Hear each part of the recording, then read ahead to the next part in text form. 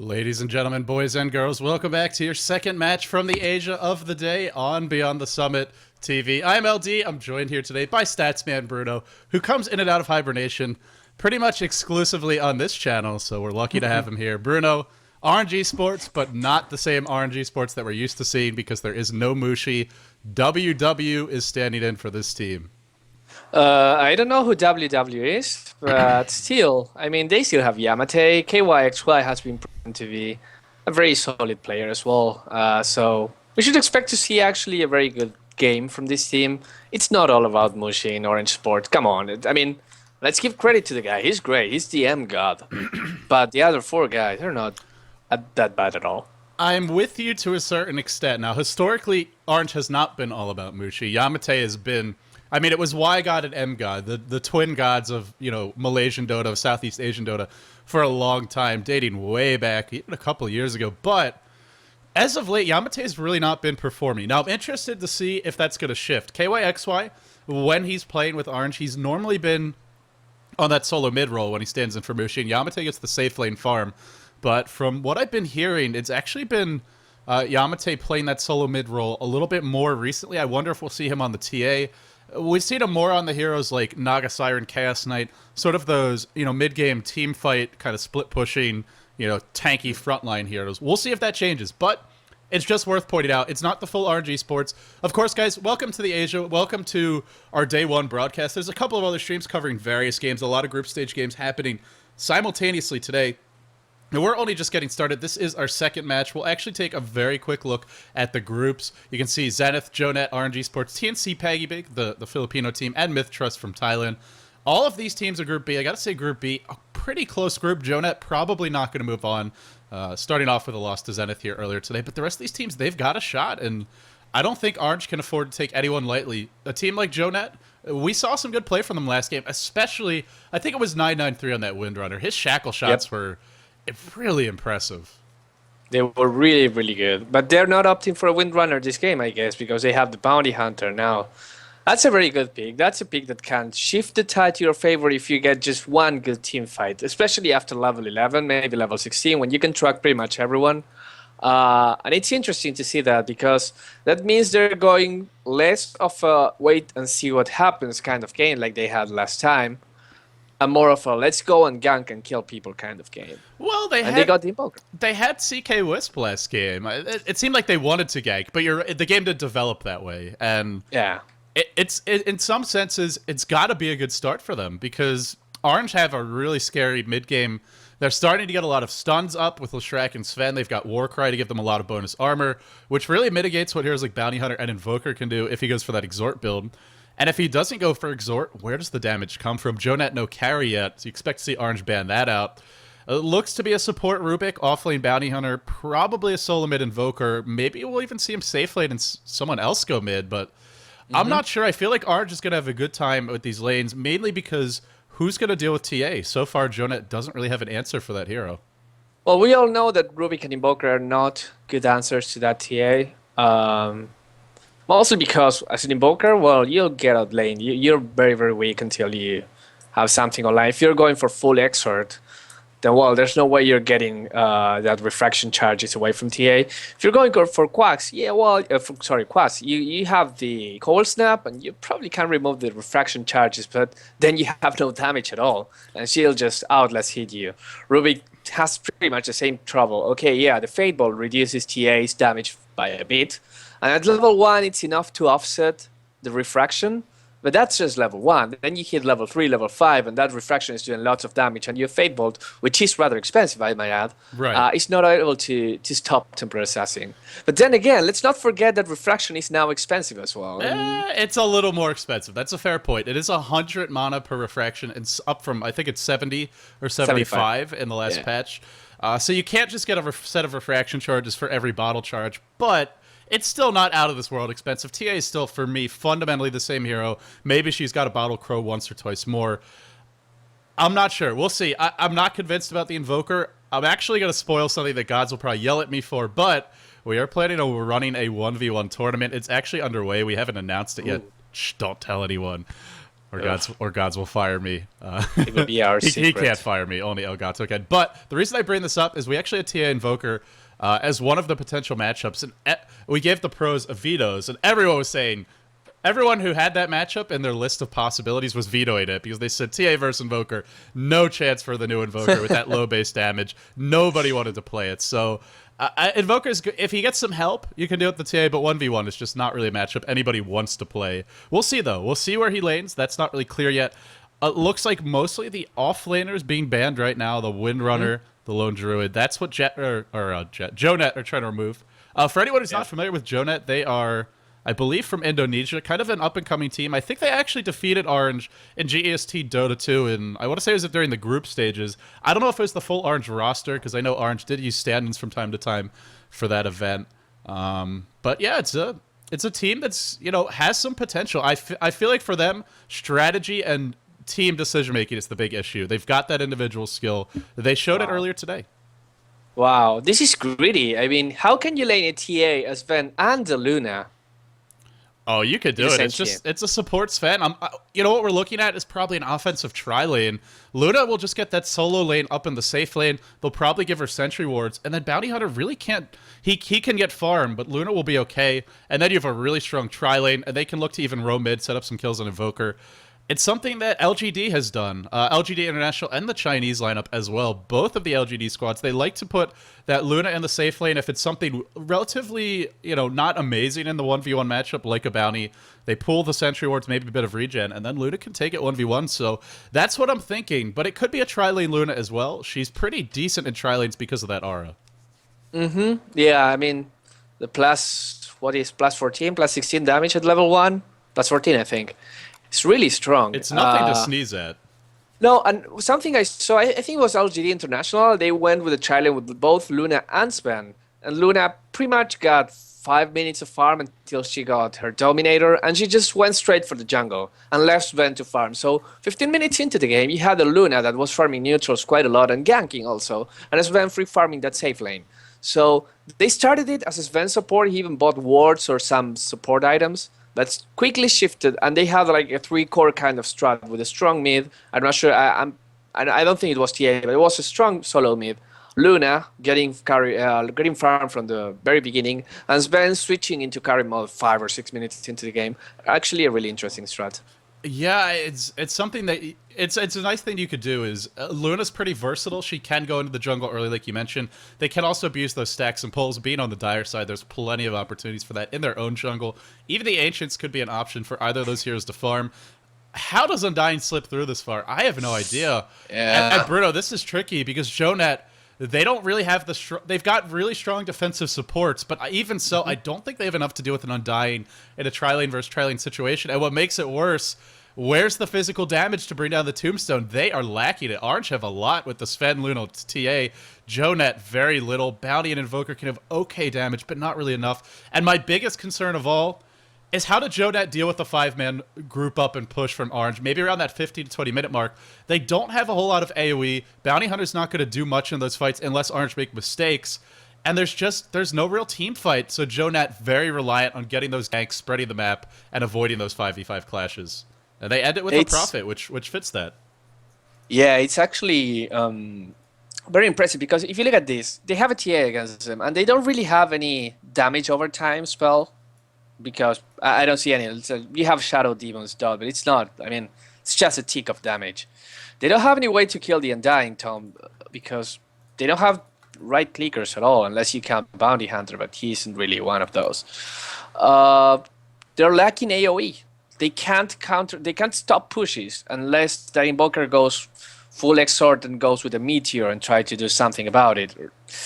I don't know. It's kind of hard right now. It's like they're putting all the eggs in one basket. Yeah, we can gang with Bounty Hunter, Shadow Demon, excellent ganker, also very good at preserving your carry in a try versus try situation. But that's it. I mean, I don't feel they have many choices once this game hits 10-15 minutes. And Orange have a lot, and Well, we'll see what the lanes are. KYXY is going to be on the Templar Assassin. Of course, again, for everyone just tuning in, there is no Mushi. He's not playing for Orange at this tournament.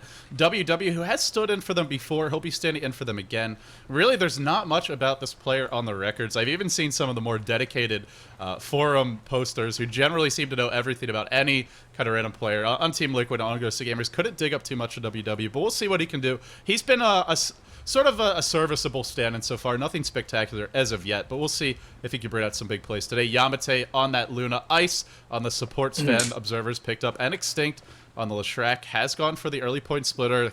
And Orange have a really strong level 1. This is something Joenet do not want to run into. Shadow Demon gets an early observer ward down. What are we looking at on the side of Joenet? On the side of Joenet, we're seeing Rubik. He's probably he's going bottom. Part of the try against with Fate. Well, those two will be the two supports in this game. Then we have Huntrash player going with that mid Nature's Prophet. I think he did the same last game and it worked okay for him. No, sorry, he was the Shadow Fiend. He was against the Nature's Prophet. Maybe he wants to copy their strategy. Then we have the offlaner 993 playing the Bounty Hunter, and the carry will be Domination. So they're going for a tri-lane invoker now. Oh, Bruno, this is not going to work. This is... The only way this works is if Orange just take a bad engagement, because there are some really good defensive abilities and towers to punish tower diving. Like Disruption, you try and go in on someone, suddenly they're disrupting, you're tanking tower shots, and the fight turns around. Or, you know, at least to run away. And you've got Telekinesis. Cold Snap can be very dangerous under tower, but that's it. I don't think there's any way Joenet can deal with this. If they try lane the Invoker, which they haven't... It looks to be a solo mid-profit, like you mentioned, especially with all these stats. I guess it is. Oh, I don't like this lane at all from Joenet. Normally, I'm, you know, it can go either way. There's some opportunities for them, but it just doesn't look good. Well, the thing is that you can't go offensive at all with that lane. I mean, what are you going to do? You disrupt one guy, you cold snap him, and you... What? Lift him into the ground with the Fate Bolts. They have no damage. You're completely right. And it's compounded by the fact that Invoker is going for the early point in Quas, which is, you know, sure, Cold Snap's going to be more helpful in 3v3, but it's no damage. Yep. I don't know. I mean, they probably have something in mind. They have to go into this game with a strategy. Maybe it's Cold Snap with Disruption, your own illusion hitting you and triggering the Cold Snap. That's a bit, yeah. I don't think that's enough for it to work. On the other hand, you'll have definitely an offensive tri-lane with Sven, Leshrac, and who am I missing? Undying. Yes. Once Sven lands a stun, the Leshrac stun will come and never ever miss. And if you have a Thompson there, that means 3 or maybe 4 zombies if you time it right. I mean, there's so much potential for killing. It's really hard, and even in this case, Disruption doesn't help you at all because the zombies will keep spawning and they will keep waiting for you once you get out of that Disruption, and they'll start biting your knees. And they have no easy way to deal with the zombies either. They don't have something like a gyrocopter which can just instantly pop them all with Flak Cannon. Actually might have been a pretty nice pick for them, and he would do... I feel like would have done a bit more in this tri-lane than an Invoker, but it's easy. Hindsight 50-50. They're stuck with what they have now. They got to find a way to make it work. Of course, this is the group stages, guys, so we'll take a quick look at the schedule since we have a bit of a longer break right now. Coming up later today, we have LGD versus Natural 9. That'll be our next match. Everything a bit delayed, so the times you see are not completely accurate. Following that, it'll be Peggy Beak, TNC, the Filipino representative, against Orange, so we'll see Orange one more time. Last but not least, I don't think it's going to be Orange versus Myth Trust. I believe the plan is to cast Natural 9 versus Myth Trust, which may be your second, third place decider. And for anyone who's not familiar with the format of the Asia, the way it works is we have our groups, which I'll show you now. Only the top 2 teams advance, and you look at that Group B, it is a tight race. Zenith, Orange Esports, Myth Trust, and Peggy Big TNC. All these teams have a decent shot. Even Joenet, the dark horse, we saw some potential for them, some flashes. If they can put some wins together, they could be a spoiler as well. So this group be wide open, and actually I'm getting my groups mixed up because Natural 9 is not in that group. So something is... no, I'm talking about Group A. LGD and MUFC and Natural 9. That Group A very top-heavy. And so it is going to be that potential second, third place decider. Man, Bruno, I'm a little tired, man. Save me from myself.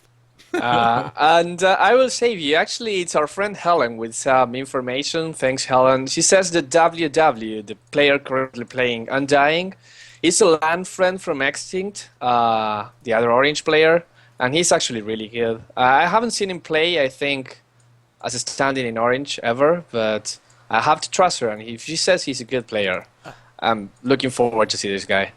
Yeah, I'm excited. I'm excited just to see how Orange could do without Mushi, because when they played in GEST's Dota 2 Challenge, they've really struggled. And it wasn't just the fact that Mushi was missing. From what I heard talking to Ice Ice Ice, who was playing for them at that time, they hadn't practiced at all. Ice Ice Ice hadn't been playing with the team, and Mushi wasn't there. It felt like they were totally unprepared. Now, this is a LAN event. This is for a bit more money.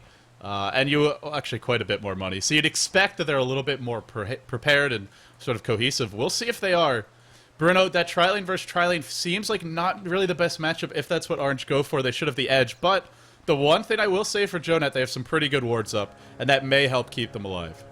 Yep, that's true. But now they're moving around. Maybe offlane not dying. Well, he has the items for it. I mean, he definitely has the item for it. It is not a support in dying, by no means. Yeah, and I thought maybe it's actually good for them. And they used to... Oh, wow, they used the glyph. Maybe a misclick? Probably a misclick. We'll call it nerves to start this one off. Not the biggest deal, but Orange do have some push, so we'll see. That may cost an early tier 1, but most likely with that offlane bounty, you're not really defending your tier 1 anyway, so we'll see. Have to see if it makes a difference. Our middle lane, it's Han Trash player, probably the most experienced of the Joenet squad, and he showed some good individual skill in the Shadow Fiend. Actually was the lead farmer that game, even though they were just getting crushed by Zenith. He had more CS than anyone else, but can he translate that CS into success for his team? Prophet is much more of a kind of high impact here around the map than Shadow Fiend over the first 10 to 15 minutes. So we'll have to see what he can do, but this lane, gonna be tough for him. KYXY gonna get a lot of farm here. Yep, and I think the supports will just pull and stack and pull and try to leave that Invoker to get as much solo EXP as possible, because you do need the levels. That's the reason why you always mid Invoker. I mean, it's not that it's a good mid hero. We've shown, I mean, we've talked about how weak he is against most of the most popular mids, but if you don't give him a solo lane, he's so weak until he hits the level 7 and he can cast at least 2 spells in a row, maybe 3 if you have Invoke of cooldown. It just doesn't bring anything to the table. And the supports will do that. You're right, in the early lane stage, very weak, but because he's getting this free farm, I think, for me, this is a laning, I don't want to call it quite a mistake, but it's questionable for Orange not to go aggressive here. Whatever jet we're going to put as a tri-lane in that bottom lane wasn't going to be that strong if they ran one. I mean, they've got Prophet, Bounty, and Invoker. None of these are really great in tri-lane versus tri-lane. So for me, I question Orange's laning decisions, but they are going to get a lot of farm in this safe lane. They're doing tons of pulls, so I think just playing it safe, that offensive tri-lane a bit more risky, but I really think it's something they could have taken advantage of, because they're not. Like you mentioned, when Invoker gets to level 7, you know, around that point when the Wex has a couple points in it, he's got the strong EMP Tornado. That's a great hero to stall pushes, and if Orange don't have mana, they're not as scary with that group up and push. Will they get early Arcane Boots? They may. But for the moment, I like the way this game is developing for Joenet. It's about really as good as they could hope for in the laning stage. Yep, I have to agree with you, but I mean, as much as I agree with you with the idea that they should have contested the tri-lane, maybe this is a way to give Sven some farm and Leshrac some farm, because they're getting these pulls, they're stacking, they're pulling every single creep wave. This way Luna can get their farm, and I mean, they're against the Bounty Hunter. That Bounty Hunter won't get too cocky with that Sentry Ward in there. And at the same time, they can get some farm in Leshrac and Sven. And maybe that's their plan. Let's give them 10 minutes of farm or something like that. Luna will get her farm. We're sacrificing and dying, and maybe we're not getting as many kills. But 10 minutes into the game, we'll be stronger. I just want to know what this Bounty Hunter's plan is, because right now, as I see it, he's stacking the camp for Orange. We may have a bit of a traitor here in the midst of Joenet. Of course, in theory, he's looking to pull his creeps and deny them to push the lane back towards his tower. The problem, though, is he may actually be in trouble here. He's maybe spotted out by a Sentry Ward. Ice is walking around. He is in range of the Sentry, but they don't actually see him. Now they do. I believe 993 has been revealed, but they're not going to go in just yet. Ice just hunting. He's got the scent because Extinct is doing all the pulls. Probably no kills, but they are keeping the bounty back. And the Sentry War is over now, so I mean he doesn't know that unless he saw the effect, which is quite hard to see, especially if he was not in range. But if he realizes about that, well, he'll keep stacking this pull, and maybe pulling against him. The one thing is if he does get the pull out, I mean this camp will just murder his own creep wave, but Orange are probably not going to let that happen. They're probably just going to farm the pull quite happily. And Bounty can't really contest that too much. If Luna just shows up, this could be trouble. Oh yeah, that's what I'm talking about. What a sick play by Don. At least gonna force out a TP. Fate's now gonna camp him. Level 3 on that Shadow Demon. Yeah, man, this is what I like to see. This Undying. Well, he's just kind of chilling, man. It's time to crack open a beer, because he's gonna be here for a while. And the courier is getting back to base. He still has 5 seconds on that speed burst cooldown, so he'll be there for at least 15 more seconds. And that will mean free farm for the Invoker and some pulling and shenanigans going on for the supports as well. It's too bad they don't have a more aggressive ward in the river, or they could see him and then just have a support walk over as soon as that courier arrives. I guess they're going to let him go. I would love to see them cancel this TP. That would be amazing. It's something we've seen in, those Reddit videos, just sort of these trolly pub plays, but he'll TP back to the tower, so not really too much. It's small economic damage, a small victory, but Joenet will take every little bit they can get. And yeah, I agree. I mean, at this point, you have Shadow Demon pretty much doing anything, just stealing EXP from Invoker. Why not put him there? Just annoy him a little while. Yeah, they didn't have the proper ward for it, but that's it. If they did have that. Yeah, well, it's a mistake. I mean, there's nobody to fight. There's nobody to harass in this bottom lane. There's nobody to kill, and he's not pulling. It's definitely not what you... Even going mid and doing some pulls there's a lot of things he could be doing. Yeah, I agree. I mean, not really the best use of his time, but nonetheless, I think they're okay. They just got to get something going soon, because the Bounty Hunter, he's level 3, but he's not really getting much accomplished, and Orange are just pulling ahead when it comes to golden experience, and the faster they get that farm and those levels up, the sooner that 5-man's going to come. Yep, and we're trying to see that they just wasted the smoke there waiting for Undying, but Undying is having none of it. He has no ward, so he has to be playing carefully. I think he may have seen it. They did have a ward in the jungle, I think right here. I didn't actually catch where they smoked, but either way, he knows something's up, and he's going to play back. Yeah, and well, let's go back to me. I mean, I was pretty sure this was going to be an easy lane for Templar Assassin, and no one died yet. We still have... Yeah, she's in command. She's 9 creeps ahead. Top lane. This is going to be our first blood. 993. Caught out of position. Easy kill. Ice secures it. Maybe should have given it to Yamate, but no big deal. They get the first blood. They've got Edict up on Leshrac. Look at the position of Extinct, just making sure that Edict only is hitting the tower, not the creeps. And it's going to be a quick tower, and the weakness of that off-lane Bounty, Bruno, he cannot stop pushes. Even if he was alive, there's nothing he could really do here. And March will be getting this tower pretty much anyway, but the first blood, just really salt on the wound. I like how you say he was out of position, and he was just right here, like a good 600 units behind this tower. But I guess you can never be safe against that tri-lane. Well, he wasn't. It wasn't that he was out of position. It's more, there's nowhere safe to be in the lane when you've got Warcry and Luna, who just... Sven has, decent move speed. I think it's slightly below average before the Warcry, but the Luna just so damn fast. Look at her 405 move speed without Warcry, just with Tranquil Boots. Oh, this could be a big kill. Maybe Yamate's low. Gets the kill. What a huge play by 993. The solo kill on the Luna. That should not have happened. That should never happen. I mean... it was really careless, but then again, this is 993, the guy that pulled all the crazy shackles last game, so we're expecting to see high plays from him, and he's delivering. I almost... That's not quite worth giving up a first blood, but it's damn close because...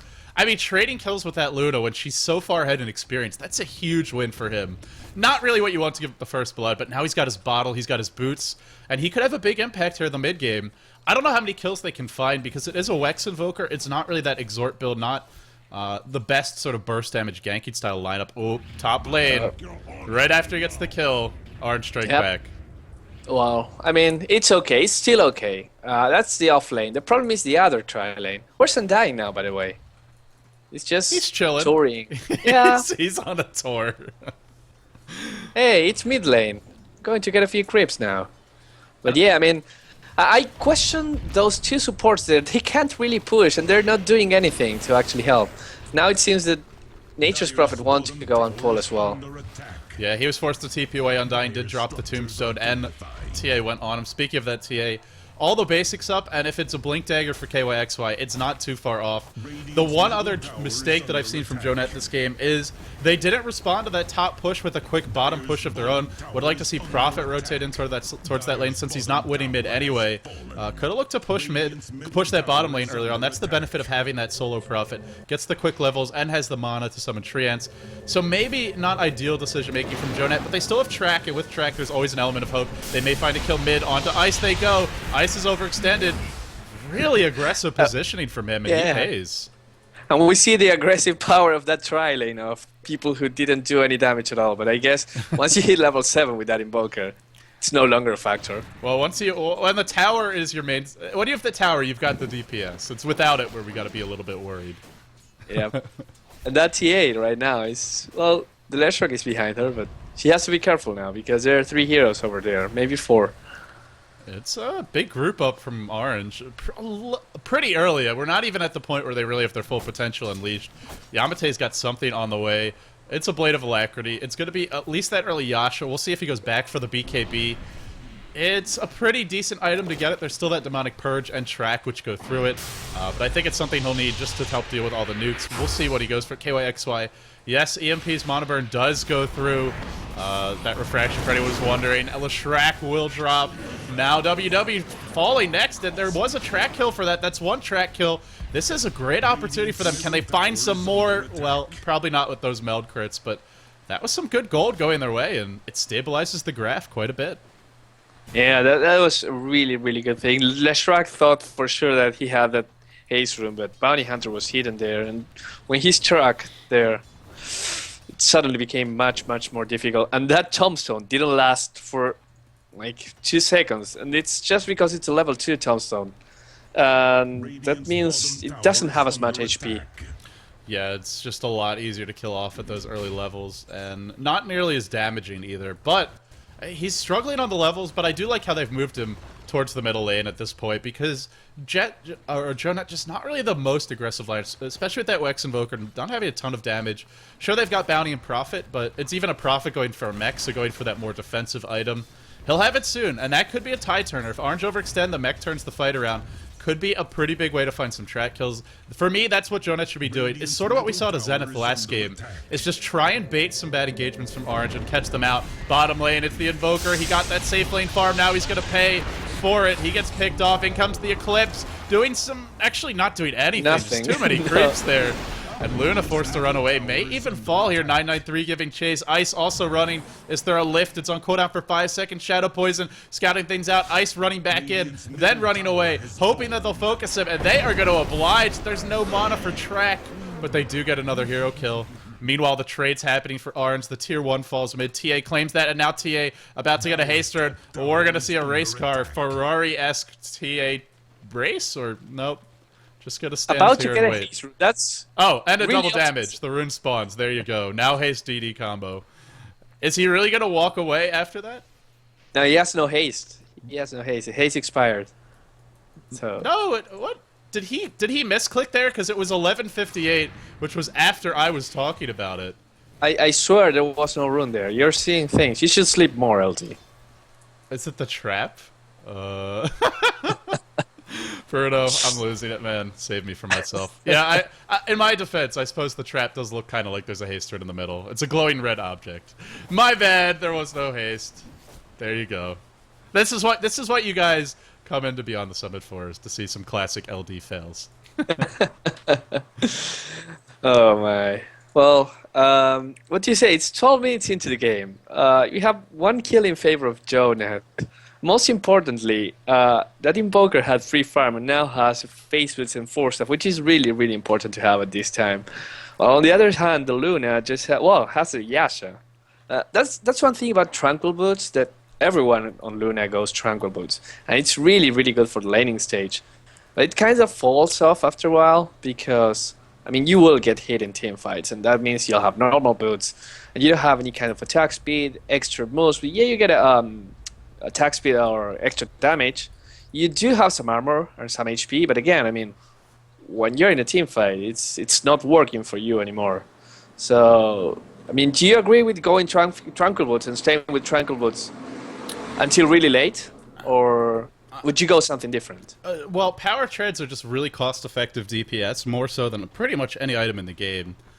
So, in that sense, yeah, power treads are better, but the thing is, you have no sustain if you don't get Tranquil Boots. You have no way to really stay alive until your team gets something like that mech or the urn, which they're not going to have soon. So, yeah, I think you could sit on the Tranquil Boots. It gives you even more, it makes you faster moving around the map from lane to lane. The thing is, like, for Luna, a lot of times you'll see pub players go for Helm of the Dominator. You can stack Ancients with the Creep. It's not a bad way to play in pubs, but it just, you don't have as much impact for your team. It's 2,000 gold that's not into a good item for team fights that won't do much for you really until the late game. So I think it's the way to play the Luna. The only time I could see the power treads or the phase boots working is if your team is an urn or an early mech. Then you can probably get away with them. Otherwise, you get nuked once and you pretty much have to go back to base. Yep, that's true. And now they're deciding to push the top lane, and they definitely can right now. They just awarded a couple things in the mid lane. They just took away some TA traps, and they got that +1 gold that is so imba. GG, go next. Joenet have this in the bag. They killed a trap. You heard it here first. They're getting an uncontested bottom tower, and they can't get a top tower. Oh, but careful mid. It's a bounty hunter, and they know he's there. They have no detection. He's just... You know, Eclipse was 8 seconds away from cooling down. If that's up and they could keep the vision of him... They already had the true sight because of the tower. They may have just killed him there, but perhaps dodging a bullet he didn't even know was about to be fired middle lane. It's going to be a 3-hero track kill, and that support Undying not long for this world. That's more like it. Well, he's an offlane Undying. He's not a support Undying. Give him more respect. But then again, he's so under-farmed and under-level. But the TA is pushing it. If no one comes to defend the tier 2 tower, she'll get a tier 2 tower for free. And that's 2,000 gold for that team. Speaking of that TA, she's had the blink for a while, now up to another 1,400. And Bounty lurks top, but really what can he accomplish by himself? They do have a Prophet, but this Prophet doesn't really scare anyone. What is he going to do, TP in and heal his teammate? That's not going to drive the Luna away. I feel like the synergy for Joenet's lineup, just especially the way they've built the Invoker, not really allowing them to accomplish their goal. I mean, Bruno, we saw for a while when Invoker first came out, and then the Exhort build became really popular. I think Denny was the first player to really use... Oh, we'll talk about it later. Bounty, caught in no man's land, will be picked off. Track kill, absolutely not going to happen. He's going to pay for that. But yeah, I mean, the Shadow Demon Exhort Invoker combo with the Sunstrike, it can be potent, and with Bounty's Track and Prophet... In theory, it can be a great way to set up kills, but they went for the Wex Invoker, and I feel they had to. They need that team fight in the mid game. Otherwise Orange's 5-man is going to be unstoppable. But the issue is, now they don't really have the synergy with the Bounty, so the way this game is developing and sort of the way the Invoker is forced to build, not really helping them achieve their goals. I feel like they're kind of at cross purposes with some of their heroes. I wouldn't say forced to build. I think it was his conscious decision to go for Quas Wex. I don't know why. I mean... Well, what's he going to do when they 5-man? Like, right now, that's what we see from Orange. I guess if they were really ahead, maybe you can get away with it, but it's pretty risky. If you have himself all those points in Wex, you have some Meteor. You still have some damage with your... with your Exort. You have some damage with the Meteor, and you can get stray heroes. The thing that you were mentioning before about Shadow Demon with Soul Catcher and Sunstrike was something that Mousesports, the old Mouseport with Xing Xing, used to use a lot. Also, Darer, the Darer that went to the International, were the two teams that used to run that combo a lot, with the Shrek as well. But yeah, I mean, I don't know. It's clearly their decision, and they're getting the TA maybe, hopefully. Just not a scary lineup when they run at you. Maybe if all 5 are there, then you got to be a little bit worried. But with the tier 1 up mid as well, it's Joenet are grouping, but they're not accomplishing anything with their grouping. And while we see that happening, Orange just calmly but firmly farming up all over the place, the enemy jungle, pushing all the lanes. Orange are really pulling ahead, and Joenet just not having efficient movements. If this keeps up for another 5 minutes, I'm not sure Joenet can come back. We're already seeing a pretty decent gold lead. Now there's Bounty Hunter. Oh, again, he runs into a sentry. Oh, this is unfortunate. This is not unfortunate. He died here in the same spot last time. He had to know there was a sentry there. Well, last time there was dust, so maybe he thought they were just getting lucky or something. They didn't really attack him until he ran away from that sentry. But yeah, you're right. Not entirely unfortunate. Actually, this is a fresh century, Bruno. This is a fresh century. Yeah, I was hoping you would have noticed. Damn you. Always fly to your tricks. They're chasing Yamate. Prophet's gonna come in though. That's a nice sprout. No track here though, but they will get the. Boy, wouldn't they love to have the track there? 4 heroes bottom. Could have been a 5-hero track kill, but hey, they killed the Luna. It's not it's not all on the Luna's shoulders though. They've got the TA who's up to 2.4k. They've got a Sven who, even as a support, can be scary late game. It's just not enough to kill this one hero, but hey, it's a start. When it takes you 4 heroes to kill a Luna, I mean, it's like you say, I hope this Furion, this Nature's Prophet, goes for some DPS items. Same with the Invoker, because otherwise there's no right click. Bounty Hunter doesn't have enough gold to actually go for any kind of damage items that Nature's Prophet can farm. I mean, it's what he does, right? It's Nature's Prophet. But with a Profit. Yeah. And guess what, Bruno? I got my eyes checked while you were talking there, and there is a double damage rune taken by the TA. Man, look at this, just pristine play-by-play casting. KYXY picks that up, and he's got a Yasha too.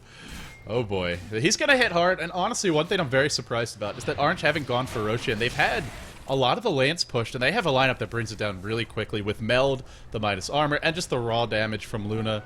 Plus the Warcry keeping everyone high, but here we go. Now they're gonna go for Roche. Yep. And I don't think there's anything. I mean, yeah, there's Tornado and an EMP, but they won't get there in time. With that plus damage from the Luna. They're terrified. I don't know if you saw what they're doing, but they had 3 heroes just farming, or actually just waiting near the small camp. I think they may have been smoked trying to bait the Invoker. Speaking of that Invoker, he is getting pretty farmed. He's got the 4-staff, he's got the ultimate orb, but it's a lot on his shoulders. Invoker, just a hero that normally does tail off. A really strong mid-game hero, but not going to offer as much late as a TA or a Luna. But he is close to that Hex. Well, fairly close. Good. Yeah, the good thing about Tornado can dispel Meld, and the DD rune especially, it still can dispel runes, right? Yeah, it still dispels runes, which I think is very annoying for a lot of players. I've heard quite a few say, oh, Tornado shouldn't do that, but hey, it is what it is. It is what it is. But yeah, there's no real item progression for them. I mean, that Invoker is getting so far, he's going for the chipstick. I think they're going for double chipstick, because Nature's Prophet has an ultimate orb as well. Maybe he's going for a Manta or something like that. I don't think Lincoln would work. I think they need the Hex. I don't, even if they get DPS items on that Prophet, he's just not going to be hitting as hard as the TA or the Luna. He needs DPS, but he's got to go for it after the Hex. By the time he does that, though, aren't you going to have BKBs up on everyone? I think. KYXY hasn't gone for one yet. We'll see if he goes back for it. But Yamate's already got his. Yamate's got the Aegis as well. This game, it's not... Joenet not out of it numerically or statistically, but where is the momentum going to come from? So far, they just... What do they have? 2 track kills? Something like that. It's just a lineup that's not getting to do what it wants to do. It's really hard right now, because Sven has some farm. He has a gem. Oh boy. And this is gonna... That bounty who was running into Centuries, now there's no excuse. He's tracked the Sven. He's got to know the gem is up. But even if he avoids the Sven, this means he's not finding those kills around the map. So in itself, I think that's a victory for them. Yep. It's really hard being a bounty hunter and not being able to get track kills.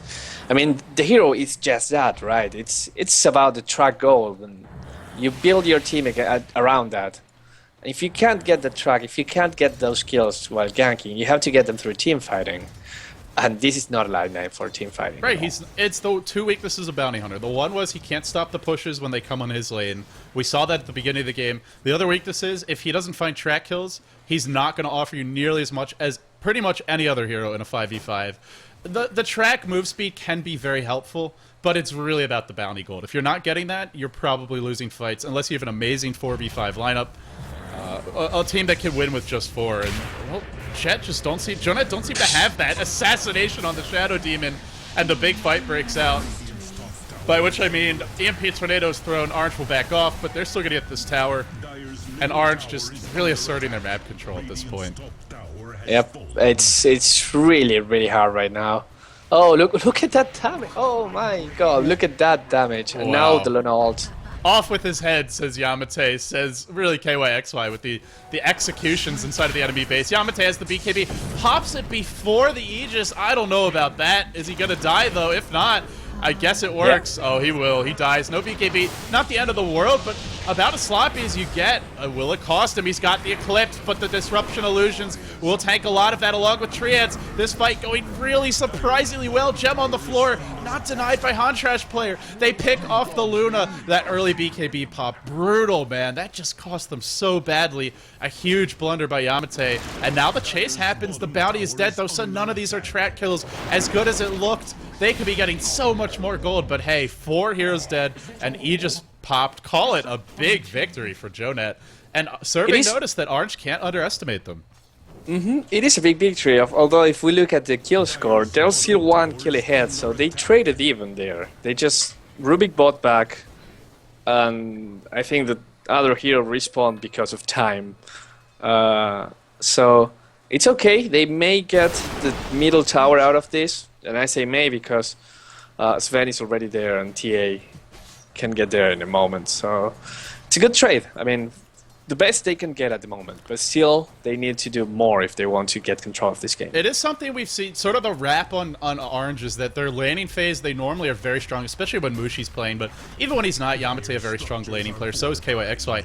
But the decision-making in the mid to late game has been questionable. We saw that in G1, and it cost them versus teams like DK and IG. But it comes the big fight mid. EMP Tornado trying to help them get away, but the mass BKBs are up. KYXY has completed one of his own, and this time the BKB at the perfect time. The chase is on. They lost the gem. Now it's going to... it went back the other way. This time Orange pick it up. And I think that at this point, they're at least going to get the tier 2. Maybe not quite ready to go high ground. There's no Eclipse. There's no Manta. Well, it will wear off soon, rather. But nonetheless, they get the tier 2, and Orange stabilizing. But, I mean, again, it looked a little sloppy earlier, but, you know, getting some firmer footing now. Yeah, and no, it seems that they're not going high ground, and they could just mow down the tower a little bit. And they'll just leave the creeps doing that, I think and it's they'll a bit just farm the dangerous. jungle. No Eclipse, both BKBs on cooldown. Why risk it? Oh, yeah. I don't know. I mean, I like seeing more kills in the scoreboard. Well, also, I mean, that's the one way that Joenet can really get back in this game, though, right? Is if they get track kills. And the best way to give up those track kills is having your BKBs on cooldown, so... The price... For me, I wouldn't go for it, but... but then again, Orange has been playing very aggressively, so it wouldn't have surprised me if they did. But they choose to back off.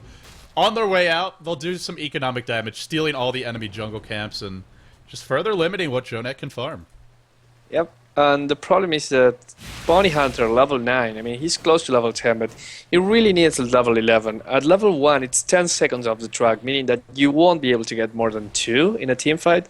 With 7-second cooldown of that track level 2, you can get 3 easily in a team fight. I mean, 1 before the team fight and 2 during, and that really makes a difference. And it's also just the bonus gold. It really scales up, and the gold for self is nice, but the big difference is the gold for your teammates gets huge. It increases by a factor of 3 from the level 1 track to the level 3 track, and that can make a world of difference. 50 gold is nice for your team, 150 is insane, but we're a long way off from that, and Orange with the BKBs off cooldown. It's time to go mid again. Bruno, can Joenet stop this push? Can they do anything against the onslaught coming their way? Well, I guess they could spam Tornado and EMP to hold them off for a little while, but what would that accomplish? I mean, yeah, Nature's Prophet just got his Size of Vice. There's a Shipstick going on there, but not before the 2 BKBs on the most important heroes. And even if you Shipstick one, the other one will break you. So, I don't know, it's all on the shoulders of that Invoker right now, and that Nature's Prophet, and that's not 2 heroes you want to put your everything on, because...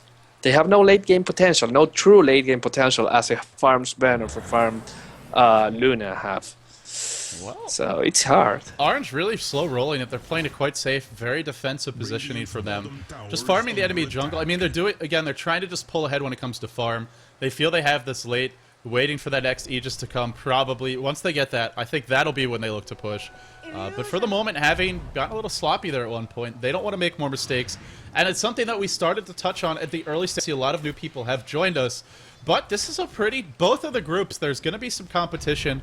5 teams in one group, I believe 6 in the other, or is it 4? I think it's 5 and 6. And only 2 teams advance from each group. So you gotta be... you can't throw away games. You gotta make sure that anytime you have an advantage, you slam it home, or you may not move on to the knockout rounds tomorrow.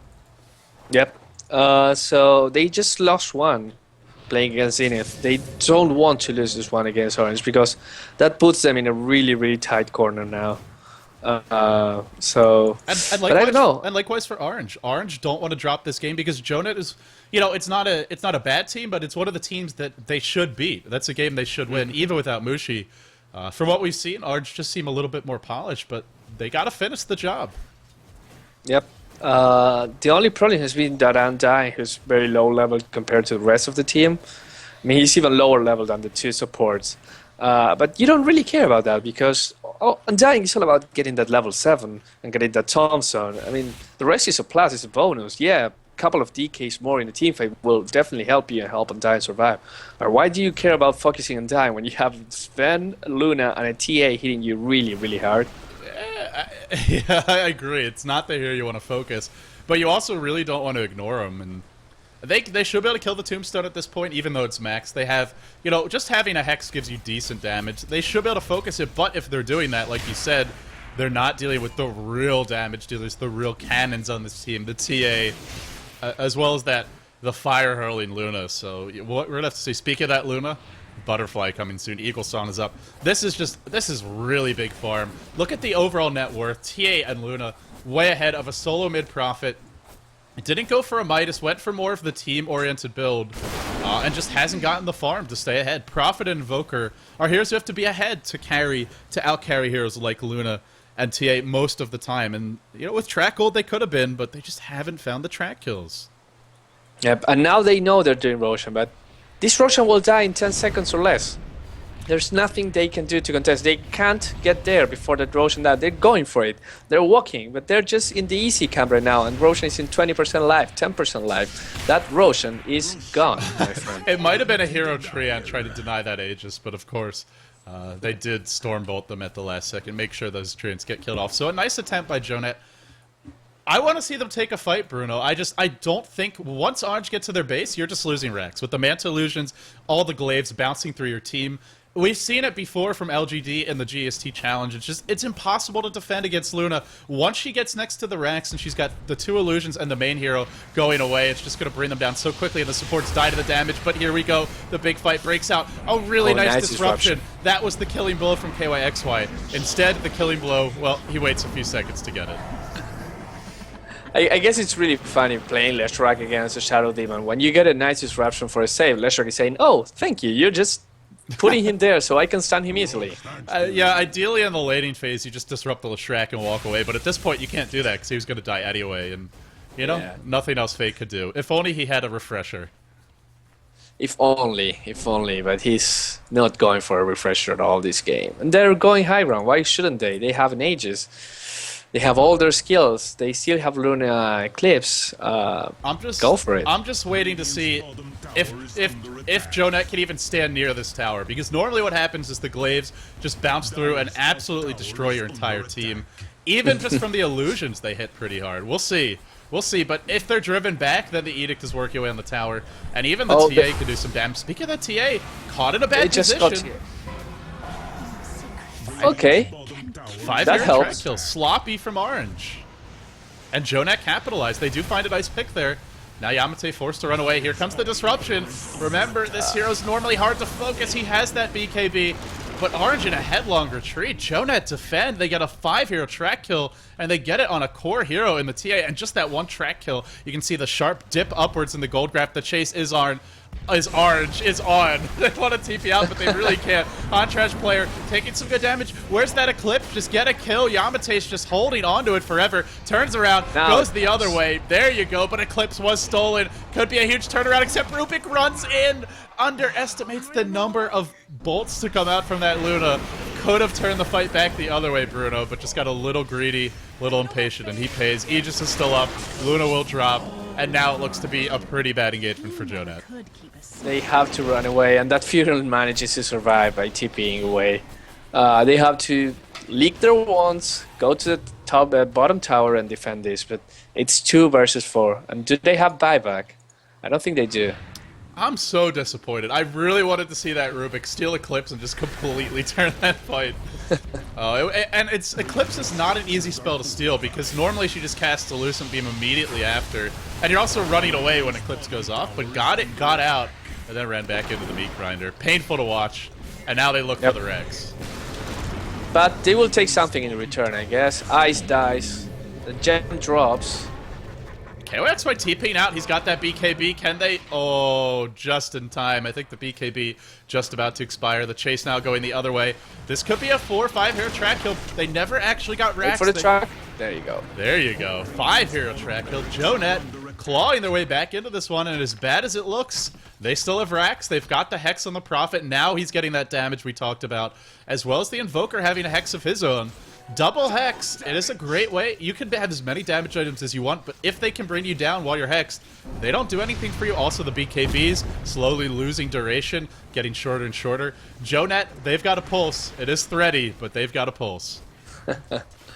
Yeah, but then again, once it gets too late... Oh, Yamate gets caught. He's got the butterfly. Can he turn this fight around? Sunstrike comes in. I don't think that was a track kill, though, because he manted out of the track. But nonetheless, that's a trade I'll take any day. Kill off that Luna. Dead for 80 seconds. And she doesn't have buyback, so even if she wants to farm. I love the bounty hunter farming with Shuriken. I've seen him doing this 6 times already in this match. It's like, I don't want to last hit. Last hitting is too hard. He doesn't have the mana for it either. It's kind of it's kind of silly. I mean, it's an expensive spell for bounty hunter. Look at it, 155 mana. That's four shurikens and you're out of mana. Plus, you got to worry about using your other spells, spamming track, using a couple shadow walks in a team fight. Fortunately, Joenet doesn't cost mana, or he'd be in a lot of trouble, but, you know, hey, it's the little things. Again, he does it again. As soon as I look away, he does it again. Yeah. This is like you telling me that you saw Bigfoot. It's just, I'm never going to see him. But he's out there. Yeah, it is. Trust me.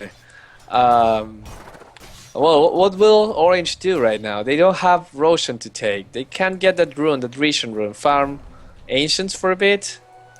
But if they try to push, I feel that the same thing will happen. And I mean, unless they're all 5 and stick together, if they get one of those heroes, if they kill Yamate, oh look at that! Oh, look at that! They might actually get. Oh no! It looked good for a second, and then that happens. Now KYXY purged up, just doesn't matter. And then the Invoker buys back. And now, they might be able to turn this around, though. They should have. Oh, they have the dust. They sprout him up. They're looking to bring him down. Where's that track? Just not there. Oh, the illusion is killing him. Zombies! Kill the zombies! Farm the zombies. It's Tombstone Wars. That needs to be a custom map. Oh, Prophet TP's in and sprouts himself in with the Sven, but that's okay. Oh, beautiful surround from the trance there. Where are the tracks? Bounty just desperately trying to get her. No track! Oh, no come on, 993. Come on, man. Oh, well. Nonetheless, they get the kill. Priorities. You have to know your priorities when you're playing Bounty Hunter. He played so well in that Windrunner last game. This just hasn't been his game. Yep. I can't blame you. Oh, look at Luna there. She's just biding her time. Just like, everyone's pushing me. I'm gonna get a free Barak. And there she goes. I was like, wait, what is he talking about? Oh, right, there's still a Luna in this game. I gotta say, Bruno, I'm really worried about Orange going into their future matches. Even if they take this one, their decision-making has just not been there. It just seems like they don't have anyone calling the shots in game. It's like every player just sort of doing his own thing. To some extent, even seem less decisive than what we saw at G1, and even there it was a bit of a red flag. They're going to have to step their game up for me if they look to move forward into the knockout brackets or even contest that first place. Yep. But it's really, really hard right now. I mean, as you said, they have... If I had to bet right now, and I'm not a gambling man, I still think that Orange will take this, but that's just my assumption. I mean, I'm not saying the game is over, because it's not over by any means. But then again, you have to look more, you have to win more convincingly, especially when you're playing a greedy lineup like that, and you get the first 20 minutes going your way. You have to capitalize on your mistake, because you don't want to be the team that wins in 70 minutes when you could have won in 30, right? Right, like, you know, it's stamina as well. Sure, a win's a win, but you got to play more group stage matches. This is only one group stage match. They could win it 500 to nothing. They get one win for that. It doesn't really matter your margin of victory. Actually, something interesting that I heard is apparently the way the tiebreakers work for this event, and it's actually something I don't really agree with personally, but that being said, losing faster is to your benefit. I believe your average game time period is what affects advancements. What are the tiebreakers? So what happens is if you're going to lose a game, it's better just to lose it right away because it'll give you the edge in the overall average match time for your games. It's not just your win time; it's your average match time period. So something a little bit quirky about this tournament. We'll see if it comes into play, but hey, it's possible, man. With only 4 teams moving on, anything could happen in that department. Yep. Remind me, what's the prize pool for this tournament? I believe it's $30,000 total. I want to say 15,000 for first place. Let me double check that. Make sure my math is right before I embarrass myself. Yeah, $15,000 for first. That's a lot of money, especially for a tournament outside of China and the West, because that money goes a lot farther in Southeast Asia. Outside of maybe Singapore, which is extremely expensive, but. It'll go pretty far in, say, Malaysia or the Philippines. Yeah, I mean, I wouldn't mind having $50,000 extra dollars in my own pocket. Even if I have to divide it with other 4 guys, I really, really wouldn't mind. So I think they want that as well. It's a lot of money. It's also a good amount of prestige. There's quite... the one thing we don't have is a lot of the top Chinese teams here, but aside from that, we've got pretty much everyone. We even have Zenith, who has been really off the face of the earth for the most part. We saw them at the International too, and then, I mean, talk about that team. They really scattered to the winds. We had Ice playing for Orange. Now he's back with Zenith. We had HY standing in for pretty much every team, I want to say. Yes. He stood in for EG at one point. He stood in for a lot of the Southeast Asian teams. You could probably remember more than I do as far as that goes. Now he's playing for MBFC. We had X Freedom, who was also all over the place. Now back... with Zenith, he stood in for MBFC at the GST Dota 2 Challenge. So, I mean, their team just really scattered, and it's kind of funny, but we do see them back more or less intact with the core being there for this event. And 993 has disconnected from the game, maybe out of boredom from the past, maybe because he didn't like the way his Dota 2 was behaving, but he'll probably be right back and we can continue with this. It's really interesting, I mean, I've never had the opportunity to be sitting next to players when they're playing in a LAN environment. It must be really interesting to see what's going on in their heads right now. It's like, are they planning for what they're going to do immediately after the pause is over? Are they thinking like, oh, did you build an urn? I was building an urn as well. I don't know. I mean, you had them all at your company, Valve, for the International too. What were you doing during the group stages? Oh, I don't know, I was like writing in my notebook, getting some data, making people laugh. What about you, huh? Yeah, I was casting for like 12 hours a day and losing my voice. I had a chance to watch the highlights from the International, and you hear like a decent amount of my voice, or not the highlights, the video Valve made about the International 2, the 20-minute one. And you hear my voice a decent amount in the games that Lumi and I cast leading up to the finals, and then the finals is like 90% him, maybe even 95. And it's because there was a couple fights where I tried to actually not even yell, but just cast what was going on, and literally my voice just gave out. Apparently people didn't notice, but yeah, it was bad. So hopefully that won't happen. It's been a bit of a marathon, but great to have you here to help keep me afloat. Yeah. Do you have any tip for any aspiring casters to keep their voice while casting a lot and shouting a lot? Do you have any... I know that you were interested in that a while ago. Is anything...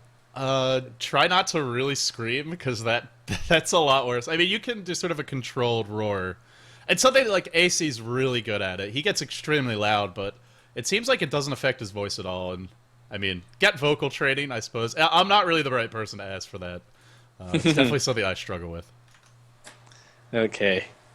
I know most of the Chinese casters, they're really good with that. Like most of them are all trained singers, and the Koreans as well, for StarCraft and StarCraft, Brood War and StarCraft 2. I mean, there's like a real kind of culture of being like a performing artist in general before, and sort of a trained vocalist, and then you go into broadcast. Whereas, in the Western scene, it's more like, hey, I like talking about this game. I think I'm pretty knowledgeable. I'll try my hand at casting, and then you realize that casting is much a spoken art as it is a knowledge-based one. Oh, yes. I mean, it's kind of like being a comedian or a stand-up artist or anything. I mean, you have to stand there and make people interested about a game, because after all, you're casting the same game again and again, but it's a different game each time. And it's all about that. It's all about telling a story. It's all about getting people engaged with that particular game. You don't want that Nature's Prophet to be any Nature's Prophet. You want to be the Nature Prophet for this game, and you want to tell his story. And maybe I'm getting too crazy here, but I think it's all about that. I think it's about telling a story. And when you get to the end of the game, of course, if the game is good, it always helps. But you want to see and get people talking about that particular player, that particular hero, as if it was something different, something unique, even if you see that in lots of games. And that's what the caster does. The caster tells a story and makes you remember that Melk 0 2021 Venomancer and not any other 0, 5, and 6 Venomancer. Melk's got quite a story to tell. I mean, you know, say what you will about Melk getting picked off occasionally, but hey, man, I mean, it's a claim to fame if people are talking about you, whether they're like to some extent, and I'm sure for EG this is true as well. All publicity is great publicity. It just means more times people are mentioning him, and you know, hey, that's also the support player's burden and curse is having those horrible death scores in long games and games that go poorly. And you know, it's like you said, it would be great to just, you know, have that behind the scenes access to, and it's something I'm really jealous of Godz about because he gets it with Natural 9 being their manager of just, you know, what is going on, how much is this player contributing? Sure, he's 0-20, 0-30, or you know, whatever the case is for any players having a bad game statistically, but what is going on behind the scenes with the communication? So it's something I hope at some point there's a way to see that. Like some people had mentioned they would love to have like the booths recorded at the International too, so you can hear the team's dialogue, which won't help you if you don't speak Chinese and it's one of the Chinese teams, or Russian if it's Navi or something like that. But it's, yeah, I'd love to see that. I don't know if we'll ever get there, but it would be pretty awesome if we did. Oh yeah. I guess they'd have to watch what they say though. You can't just be constantly spewing profanity, which at least for me is how I tend to play Dota. So. Well, at least they won't have a huge screen with a minimap at their back like any other games that we know, right? Really, Bruno? That's the best you got? Guys, I warned Bruno. I only slept for like 2.5 hours after Star Ladder before casting the Asia. Come with some good comedic material. I'm going to need a bailout today. I mean, you already saw me just literally hallucinating, seeing haste runes that weren't there. And Bruno, this is the best you can do? Come on, man. Oh no, we're just starting. It's just 3:30 in the morning. I'm getting warmed up. The best jokes are at 7, so stay tuned for 3.5 more hours, guys. Where are the legs jokes? I mean, come on, man. What, you use up all your material at the International? Are you a one-trick pony? Give me something here. Tell me some knock-knock jokes. You know, I can't show you all my cards, ld. I have to keep some of them for the future, because you never know when you'll find yourself stranded with 6,388 people watching you, and you have to pull a great joke. Did you just try to say how big your e-penis is to me? Is that what just happened? No, that's yours actually. It's your you just lost a viewer because I said that. You went down from 88 to 87. Now the stream's delayed a few minutes, so maybe it was actually me they were fed up with. Okay, well you get them back. No worry. Once word goes out that I'm telling jokes again, you'll get there. Yeah. But anyways, I'm surprised at the time this is taking. It says his keyboard sometimes turned off, but it must be a really slow keyboard that takes 5 minutes to turn on again. I don't really know what kind of a keyboard that is. I mean, do you have to punch in the launch codes first? Is it like a nuclear silo or something? It's a keyboard. Maybe it's a wireless keyboard. He ran out of batteries and he's now charging his batteries. Just give me half an hour more so I can get my batteries charged, turn them on my keyboard, and keep playing. Yeah, I'm sure the Asia will be agreeable to that. This is where you really need that hand crank power. You know, even something like a bicycle just to try and generate it a little bit quicker. Come on, 993.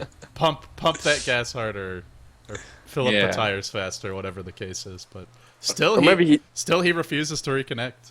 Yeah, maybe he's trying that new map hack someone told me that would work in Dota 2. And he's trying to install it right now and see if that can change again. Do you remember Dota 1 times? I mean, I'm just joking, of course. You know, there's no map hack in Dota 2. And if someone ever tells you there's a map hack, there just isn't. I mean, trust me here. There's no way it can be done because you don't actually see what you can't see. I mean, your computer, your Dota 2 doesn't get the information on anything that's on the fog of war, and that's what you need for a map hack.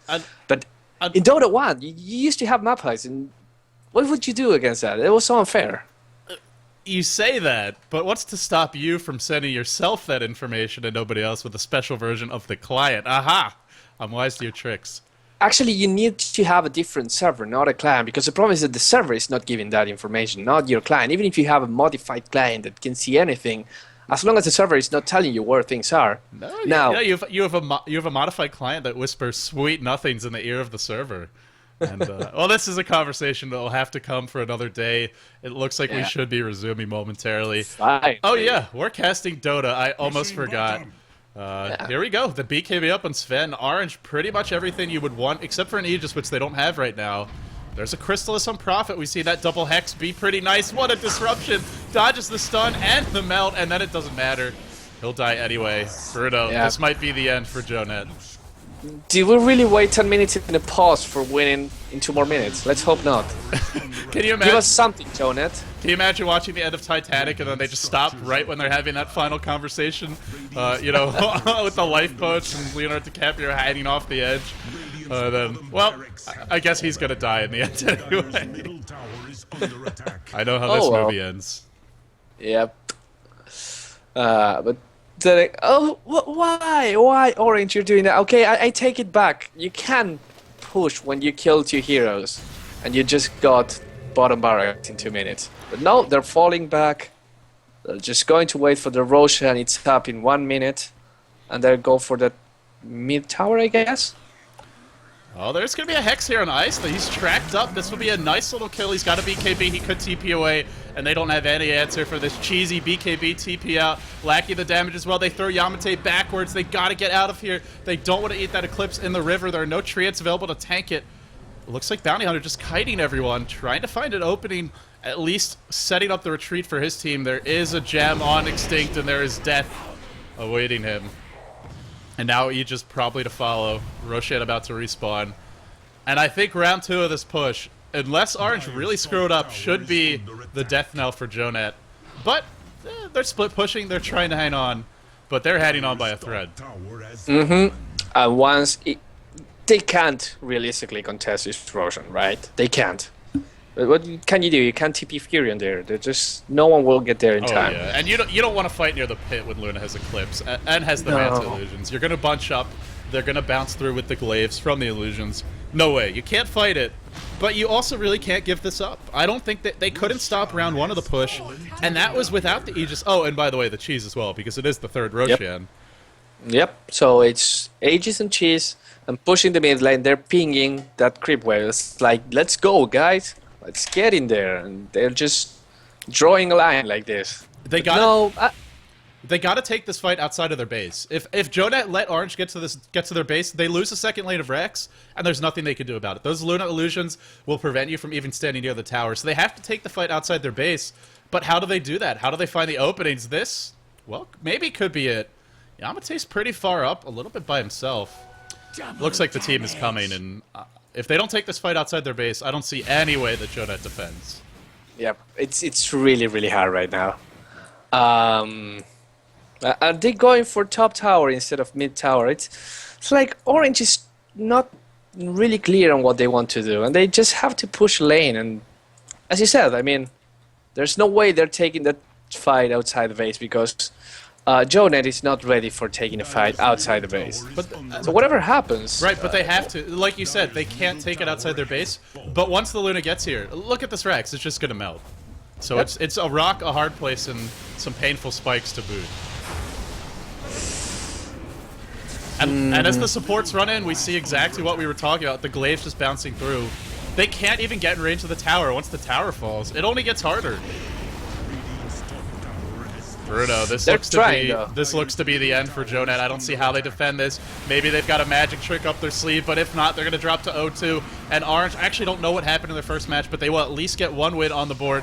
An important victory for them from the looks of things. Trex coming out. Yamate still has Aegis and BKB. There's just no way to deal with this 5-man death ball. The lack of AoE, the lack of team fight, the lack of ways to counter BKBs.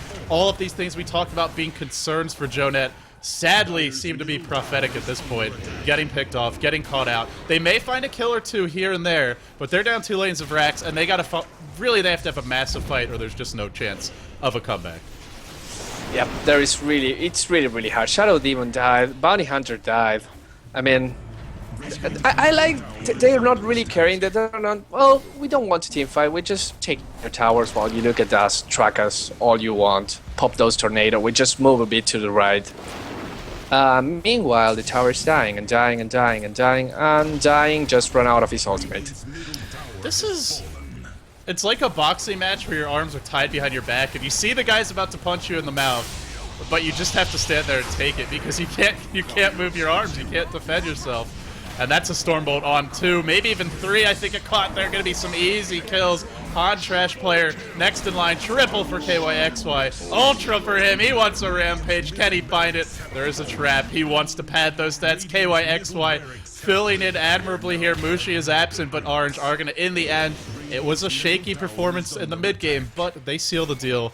They will be taking this win, and a win they needed. This is a team they had to beat to have any shot of moving on, I feel. Did they win their first match? I actually don't know. That's something I'll try and check.